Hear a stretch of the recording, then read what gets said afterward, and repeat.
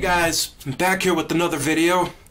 Today I'm going to be doing my own top 10 spring fragrance list for 2015.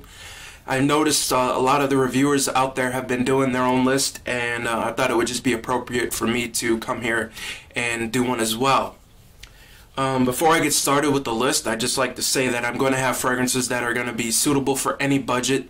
There's going to be cheapies here. There's going to be some mid-range fragrances. I don't think I have any niche, I don't have any niche fragrances in this list, so it's going to be strictly designers. So, without further ado, let me get started by giving you the list. Coming in at number 10 is going to be a fragrance that I really love greatly. It is a bit of an old school fragrance. It came out in 1988, and that is none other than Cool Water by Davidoff. A lot of people compare this fragrance to Green Irish Tweed, and they do smell similar. Another fragrance that smells similar is Aspen for Men, but what you really get out of this, you get green. It's very lavenderish.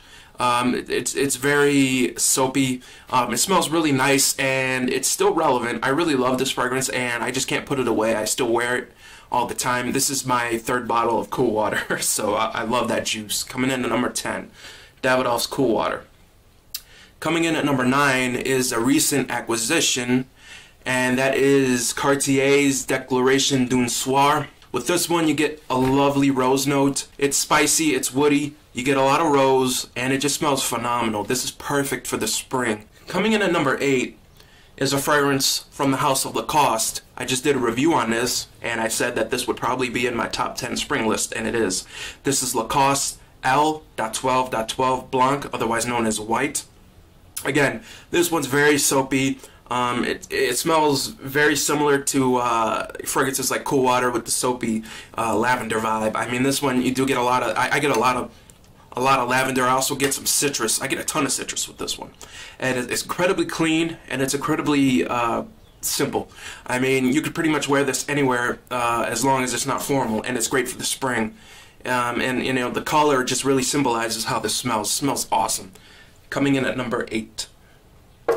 Coming in at number 7 is a fragrance that is a bit old, just like Cool Water, but it's still relevant. And that is none other than Platinum Egoiste by Chanel.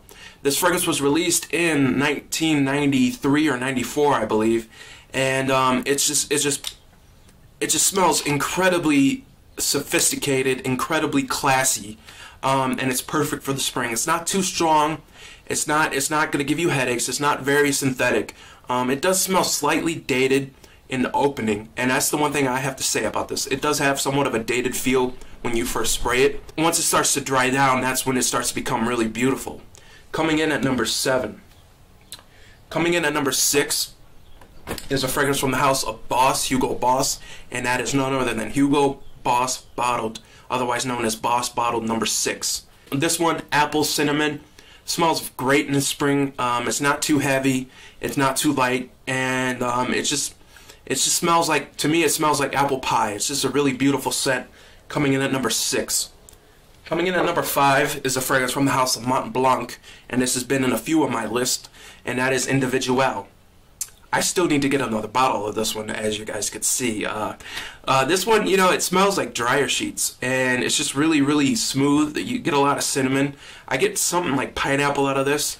A lot of people like compared this to Original Santal, and they do smell almost identical. This one came out before Original Santal, though, and it's just a really great fragrance. It's very affordable. You get it for like 25 bucks. I love this fragrance. It's wonderful. Coming in at number 5. Coming in at number 4 is going to be a fragrance from the house of Chanel called Allure Sport. I'm sure most of you know this fragrance, know about it.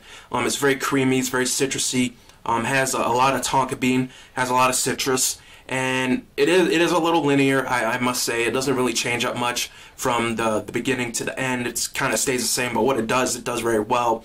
It does incredibly well, and I really enjoy Chanel's fragrances for that.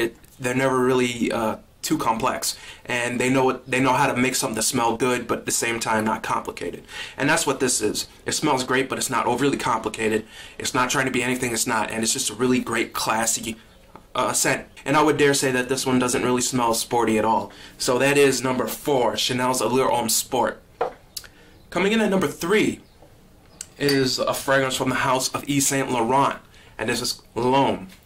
This fragrance, you know, it's got a lot of ginger, and if you're not a fan of ginger, you won't like this, but I love ginger, and I love the ginger note in this fragrance. It smells very natural. It's kind of sour. It's sweet at the same time. It's got some citrus, a little bit of wood. It's just a really well-made fragrance, and it really shines in the spring. This is definitely a springtime fragrance if there ever was one. Coming in at number 3. Coming in at number 2 is a fragrance that I have loved for a very long time, but I haven't really talked about, or haven't really had a chance to talk about, and that is Miyake's L'Eau d'Issey. This one, what can you say about this one? This one came out a while ago, and it's a classic. You get the crazy yuzu note in this one. It's kind of floral, it's kind of citrusy, and the yuzu note, the citrus, it kind of gives it a sour, weird vibe, but it's really addictive, man. I mean, I can't stop wearing this. This is just awesome stuff. I'm wearing it right now, as a matter of fact. I love this fragrance. Coming in at number 2, L'Eau d'Issey Pour Homme by Issey Miyake. And coming in at number 1 is a fragrance from the house of Gucci. A lot of you probably already know what this fragrance is going to be, and it is none other than Gucci Pour Homme 2. This fragrance, let me tell you, it is so beautiful. It blew my mind the first time I smelled it, and very few fragrances actually do that. This one just left me speechless. The funny thing about it is I recorded a video doing the first impressions of this, but I never uploaded it because the quality was shit. And I wish I could have, because my reaction when I first smelled this was priceless. This one is such a beautiful scent. If you don't have this in your collection, you need it. It's a beautiful tea-based fragrance. You get a ton of tea, and it kind of has like a sweet tea vibe. It's very clean. I kind of get something like a cinnamon in this. You know, it's really awesome. It's like tea and cinnamon, and a little bit of wood in the background, and it kind of just stays like that. It is a little linear, but it's just an awesome smell. It's so addicting and hypnotizing. The only downfall with this one is that it doesn't really project or last that well. Projection for me isn't too bad, however. The first 2 hours, this one on my skin projects crazy. Strangely enough, I don't know why, but it's just a beautiful scent, and it definitely deserves to be number 1 on my top 10 springtime list. Anyway, guys, that's it. I will be doing more of these, and I do plan on doing a collaboration with some other reviewers. I want to be putting together something. And like I said, I hope you guys enjoyed this list. Every fragrance on this list is excellent, and will definitely do justice to anybody that has them. Anyway, thanks for watching, guys. Peace.